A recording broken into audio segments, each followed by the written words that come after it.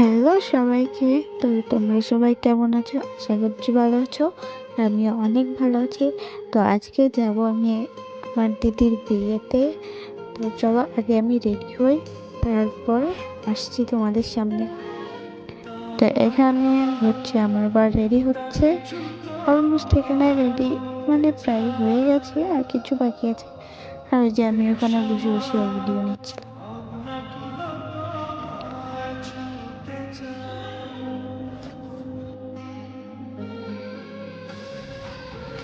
তো তারপর আমরা বেরিয়ে চলে গেছি তেল পাম্পে, যেহেতু তেল তেল ভরতে হবে গাড়িতে, নাহলে তো গাড়ি যাবে না।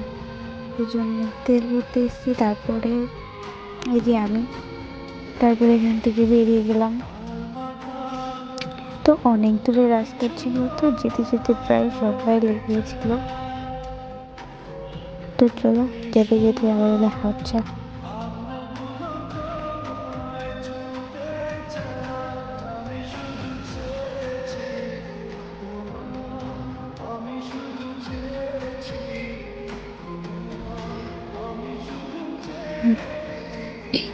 তো এখানে আমি ওকে বলছি তাকাও, ও একবার তাকালো, তারপরে তারপরে আরও তাকায়নি, যেহেতু ও বলছিল যে ভিডিও করা বন্ধ করে দাও।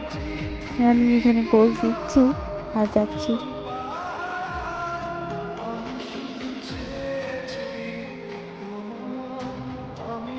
তো আমরা চলে এসেছি মিষ্টির দোকানে মিষ্টি নেওয়ার জন্য। দিদার বাড়ি যাবো, মিষ্টি নেবো না, তাই আমি ভাই তুই বরকে বলছিলাম যে টাকাও, বড় আবার টাকা দেখাচ্ছিল। তো এখান দিদার বাড়ি থেকে আমরা দিদির বাড়ি যাবো, মানে দিদার বাড়িতে একটু রেস্ট নেব, তারপরে রেডি হয়ে তারপরে দিদির বাড়ি যাবো। তো চলো যেতে যেতে দেখা হচ্ছে।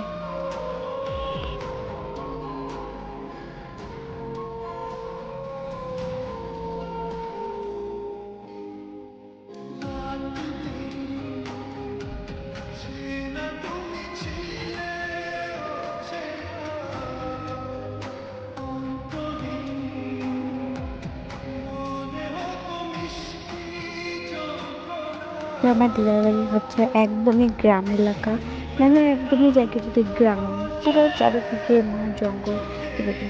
তো বিয়ে বাড়িতে যাওয়ার সময় আমি যেটা নিয়ে মানে যে উপহারটা নিয়ে যাবো সেটা ভুলে গেছিলাম।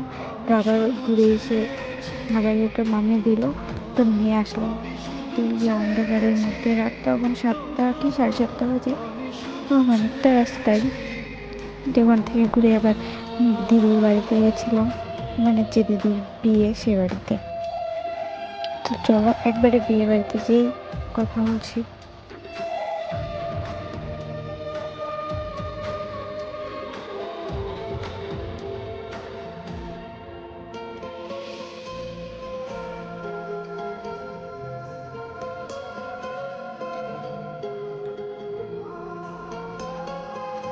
ট্রেনে ঢুকেই দেখছি দিদির ফটোশ্যুট চলছে। দিয়ে তারপরে কিছু আমরা ওখানে দাঁড়ালাম, যেয়ে তারপরে ও দেখলো, যখন আমাদের দেখতে পেলো তখন আমাদের ডাকলো দিকে, আমাদের শুধু ফটোশ্যুট হলো একসাথে সবাই মিলে, খুব ভালো লাগলো। তারপরে ও একলা একলা ও ছবি দিয়েছিল, তারপর আমি ভিডিও করছিলাম। এই যে বলো তোমরা আমাকে কেমন লাগছে, অবশ্যই কমেন্ট করে জানাবে। যে তোমরা কেউ কমেন্টও করাচ্ছিল কি নিয়ে কে জানে। তো তারপর আমরা এখানে বসেছিলাম। তো আমি আমার বরকে বলছিলাম যে যে আমার কারো ছবি তুলবে বা একসাথে ছবি তুলবে, চলো সবাই মিলে, তো যাচ্ছিল না। যেখানে আমার বোন নাচছিল,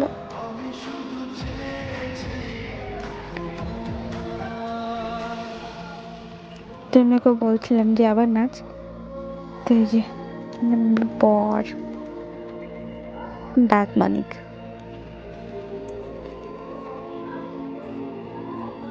তো ওখানে আমার মা বসেছিল, আমরা বসেছিলাম, তারপরে চলে গেলাম ছাদে যেখানে খাবার দাওয়া হচ্ছিলো। তো এখানে দেখো কত মানুষ, মানে যারা খেতে বসেছিল সেখানে তো ওদের খাওয়াই হয়নি, আর আমরা এখানে দাঁড়িয়ে পড়েছিলাম, প্রচুর লোক ছিল। তো এই যে সবাই ঠেলাঠেলি করছে, মানে কি বলবো এত ভিড়। সেটা আমার দিদা কি যেন বলছিল আমাকে, এই যে এখন ওদের খাওয়াই শেষ হয়নি। এখানে সামনে অনেক লোকজন দাঁড়িয়ে ছিল।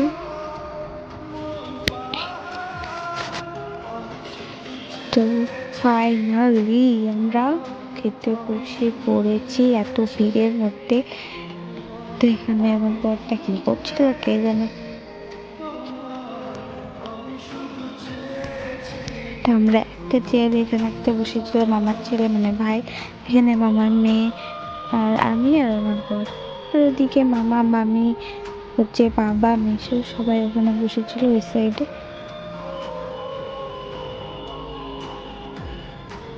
ঘুরিতে যেন কি করছো।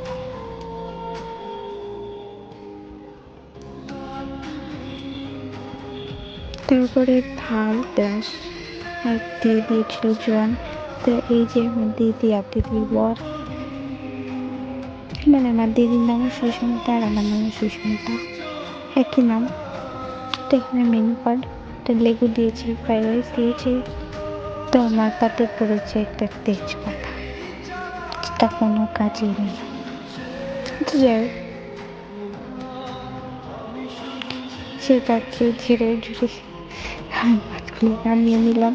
তারপরে অল্প একটু একটু করে আমি খাচ্ছিলাম। তারপরে দিয়ে দিলাম চিলি চিকেন। তারপরে বাকিটা আমি দেখাতে পারিনি, কারণ আমি খেতে ব্যস্ত হয়েছিলাম।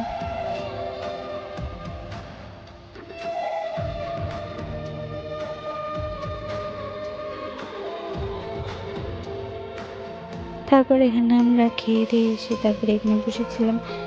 তো এদিকে এখন ফাঁকাই হয়ে গেছে, তার কারণ এখন একটু পরেই বরযাত্রী চলে আসবে, সেই জন্য। তো আস্তে আস্তে বরযাত্রীর লোকজন চলে আসা শুরু করে দিয়েছে। তো বরযাত্রী থেকে যারা যারা এসেছিল তারা খুব মানে প্রচণ্ড দেখতে ভালো ছিল, আমার সেজে গুজে এসেছিল, ভালো লাগছিল দেখতে।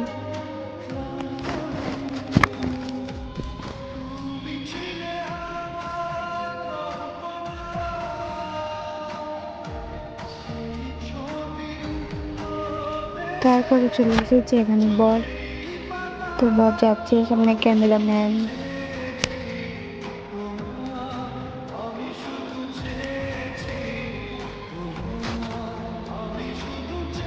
তো আজকের ব্লগটা এই পর্যন্তই। ভালো লাগলে লাইক